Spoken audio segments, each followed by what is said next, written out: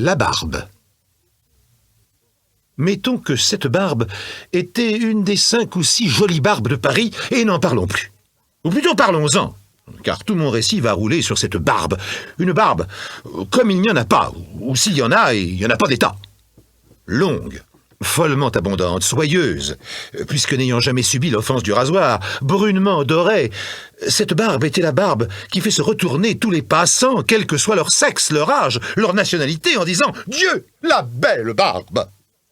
Cette barbe, d'ailleurs, ne suscitait chez son porteur aucune de ces vanités si fréquentes chez les porteurs de belles barbes. Celui-là était un garçon simple, au double sens qu'on donne ordinairement au mot « simple ». Oh certes, il ne se désintéressait pas de sa barbe, et même il y était fort attaché, mais pas jusqu'à écraser l'humanité d'un mépris et de la trouver en général si mal poilue. Un jour, notre ami se trouva en joyeuse société. Les dames étaient recrutées parmi les jeunes demoiselles impudiques qui parlent sans le moindre embarras à des messieurs qu'elles n'ont encore jamais vus et qui abordent avec eux sans plus tarder des sujets de toute intimité. La plus délurée aussi, la plus jolie de ses provisoires compagnes, fit en apercevant la belle barbe du jeune homme les gestes d'une qui suffoque. « Ô nom d'un chien, monseigneur, que vous avez une belle barbe !» Il s'inclina, visiblement flatté. « Vous couchez avec ?»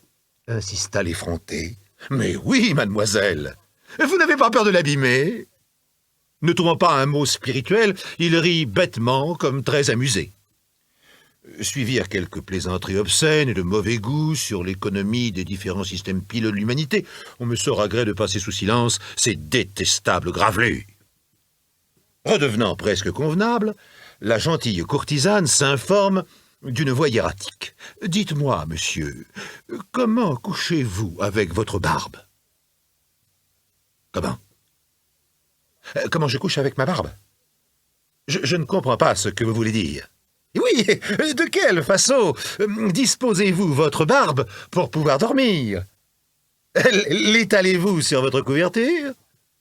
Ou bien si vous la cachez sous vos draps ? Je vous avoue, mademoiselle, que je n'ai jamais fait attention à ce détail.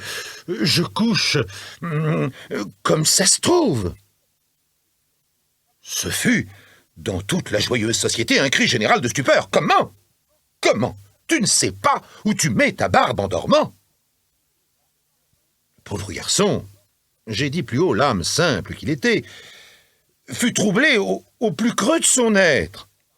En effet, il n'avait jamais remarqué où il la mettait, sa barbe, pour dormir. Dehors ? Dedans. Il rentra chez lui, fort perplexe, et se coucha. Il essaya de faire comme à l'ordinaire, et de ne se préoccuper de rien. Vainement. Quand on est préoccupé de quelque chose, dit un proverbe arabe, on ne saurait point se préoccuper de rien. Traduction littérale. Tout d'abord, il se coucha sur le dos, disposa sa barbe soigneusement sur les draps, qu'il ramena jusqu'à son cou. Le sommeil ne vint pas. Alors il prit sa barbe et l'enfouit toute sous les courtines. Le sommeil ne vint pas. Se coucha sur le ventre. Le sommeil ne vint pas. Il se coucha sur le côté, divisant sa barbe en une moitié dehors, l'autre dedans. Le sommeil ne vint pas. Il se coucha sur l'autre côté. Le sommeil ne vint pas. Ce fut une des nuits les plus atroces de la fin de ce siècle. Les nuits qui suivirent furent d'aussi horribles nuits sans sommeil. Et le lendemain matin d'une de ces nuits, notre ami alla chez l'espèce et fit raser intégralement sa barbe, sa belle barbe, qui ne fera plus jamais se retourner les passants, tous les passants, quel que soit leur sexe, leur âge et leur nationalité.